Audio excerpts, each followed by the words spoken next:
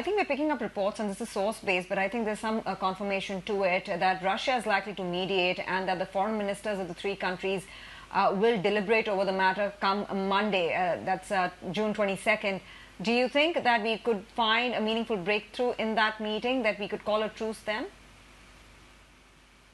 I don't know whether Russia would be in a position to mediate. I think the meeting that is supposed to happen, that is scheduled for June 22nd, is the Russia, China, India trilateral where foreign ministers participate.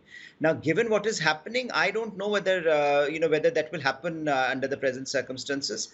And if at all it happens, I think the mood would be quite serious as far as the Indian side is concerned, because India has to convey the agony and the and the anger and pain that many in India are feeling with the death of the 20 Indian soldiers. I think India is a democracy. I got this this very strange tweet that we are hearing from China, saying that this is the fact that China is not revealing the numbers shows goodwill from Beijing. It's quite frankly nonsense. The reason they are not showing it perhaps is because the casualties may have been more on their side of the border. But I think clearly the situation in China and India cannot be compared. China controls information. India is not in a position. Indian policymakers are not in a position to control that information. So there's going to be democratic pressure on the Indian government to make its case to the Chinese very, very strongly. And I think that will change the dynamic of Sino-Indian relations considerably.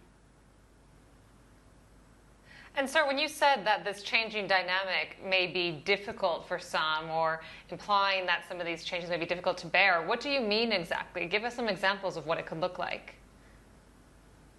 I think we are going to see some distinct shift in India's approach, in particular towards economic engagement with China. For a long time, the argument that many in Beijing have made that, look, we can keep this border issue aside and we can continue to talk about it while we continue with our economic and other engagements as normal.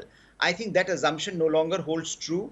Many in India would be concerned that this is something that cannot go on. And so unless China changes its policies, and India verifies them on the ground, as far as the border issue is concerned, I think the economic relationship with China cannot continue as usual.